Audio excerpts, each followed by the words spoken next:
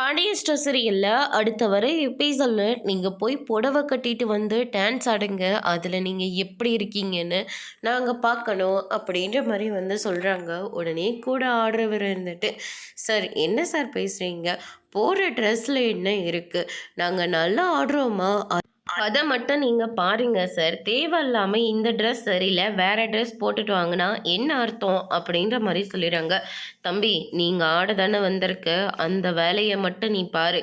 ஏம்மா நீ போய் ட்ரெஸ் மாத்திட்டு வரதா வந்து ஆடு. அப்படி இல்லையா அப்படியே கிளம்பி போயிரு அப்படின்ற மாரி வந்து சொல்றாங்க. அதுக்கு அடுத்ததா ராஜே இருந்துட்டு, அப்படியெல்லாம் எங்களால் மாற்ற முடியாது சார். எங்களுக்கு எது கம்ஃபர்டபுளோ அதை தான் நாங்கள் பார்க்க முடியும் அப்படின்னு சொல்லிட்டு ராஜி வந்து சொல்லிடுறாங்க. சரி இந்த ரவுண்டு மட்டும் உன்னை விட்டுருங்க. அடுத்த ரவுண்டு நீ புடவை கட்டிட்டு வரணும், இல்லை மாடர்ன் ட்ரெஸ்ஸில் தான் நீ வரணும் அப்படின்ற மாதிரி சொல்லி வான் பண்ணுறாங்க.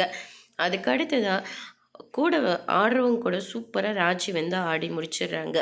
அதுக்கு அடுத்ததாக கதிர் வந்து நிற்கிறாரு. கதிரை பார்த்த உடனே பயங்கரமாக ஷாக் ஆகுறாங்க. ரொம்பவே சந்தோஷப்படுறாங்க ராஜி. நீ எங்கே வராமல் போயிடுவியோன்னு நான் ரொம்ப பயந்து போயிருந்தேன் அப்படின்ற மாதிரி சொல்கிறாங்க.